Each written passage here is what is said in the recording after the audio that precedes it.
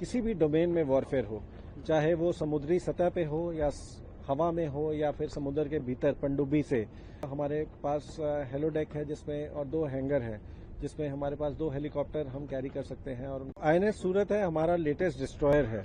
तो डिस्ट्रॉयर श्रृंखला का जो जहाज होता है उसमें कैपेबिलिटी होती है कि किसी भी डोमेन में वॉरफेयर हो, चाहे वो समुद्री सतह पे हो या हवा में हो या फिर समुद्र के भीतर पनडुब्बी से, जो भी कुछ एनिमी का सबमरीन हो, पनडुब्बी हो, जहाज हो या एयरक्राफ्ट हो या मिसाइल हो, उसको डिटेक्ट करके उसको क्लासिफाई करके उसको न्यूट्रलाइज कर सके, तो वो क्षमता हम में है। उसके अलावा हमारे पास हेलोडेक है जिसमें और 2 हैंगर है जिसमें हमारे पास 2 हेलीकॉप्टर हम कैरी कर सकते हैं और उनको ऑपरेट कर सकते हैं, जो हमारी जो इंटेग्रल ऑर्गेनिक सेंसर्स हैं उनकी कैपेबिलिटी और बढ़ाते हैं वो, और हमारा एनवेलप डिटेक्शन एनवेलप और टारगेटिंग एनवेलप को ज़्यादा बड़ा करते हैं। और सबसे खास बात कहूँगा कि इंडिजिनस है, भारत में बना है, तकरीबन 75% कॉम्पोनेंट है इंडिजिनस कॉम्पोनेंट, और नेवी का लेटेस्ट डिस्ट्रॉयर है और मैं कहूँगा कि बेस्ट शिप है। कैसे इसको हम अलग मानेंगे या और वॉरशिप से इसको थोड़ा अच्छा देखा जाएगा, जो अच्छा महत्वपूर्ण रोल इंडियन नेवी में? और वॉरशिप से अलग नहीं होगा, क्योंकि हमारे जो शिप्स हैं वो एक कैटेगरी के, ऐसे नौसेना के पास तकरीबन 10 डिस्ट्रॉयर हैं प्रोजेक्ट 15 के अंदर।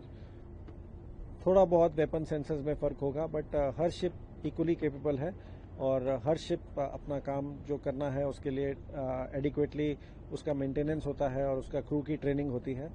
तो बट ये है कि लेटेस्ट जहाज है और मैं इस जहाज का कमांडिंग ऑफिसर हूँ और मुझे लगता है कि बेस्ट जहाज है। So if we talk about the weapon system, so how the INS Surat is more playing the important role by the weapon system in Indian Navy? So हमारा जो वेपन सिस्टम्स हैं, वेपन और जो sensor suite है वो बहुत advanced है, जो उसमें ऑटोमेशन ज़्यादा है और रेंजेस बहुत ज़्यादा हमें मिलती हैं, डिटेक्शन रेंजेस और टारगेटिंग रेंजेस भी। तो it is one of the most advance systems. It's a treat to sit and operate on that system. और जो हमारा क्रू है वो एडिक्वेटली ट्रेंड है, उनकी ऑप्टिमम ट्रेनिंग हुई है। And then we undertake lot of exercises, जब अपने स्किल को हम थोड़ा ठीक करते हैं और इन वेपन फायरिंग्स करते हैं रेगुलरली, ताकि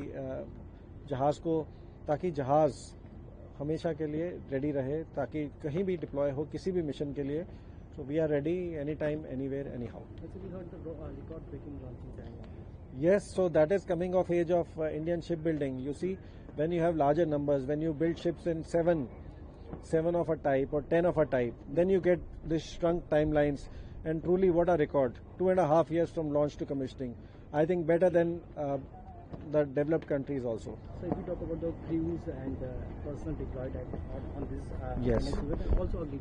So they are the most motivated of the lot. I am their commanding officer, and it's a very proud feeling because they are truly the best. Agni Veers are, Agnipath scheme was the scheme for induction, so it's just a recruitment scheme. Otherwise, between Agni Veers and the rest, there's no difference. They are adequately trained. They are sailors, and they are doing the job in all trades, whether it is engine room or sitting on the sensors or operating the gun or any adam job, paperwork or making meals on board. So they are doing the job, and you are aware that Navy has opened both officer and sailor cadre for induction of women. So women can be accommodated on board, and there is no limit to the number of women officers or women sailors we can carry. So our accommodation spaces are in living conditions. I mean, we can accommodate the 100% of the ship can be women. There is no problem in that.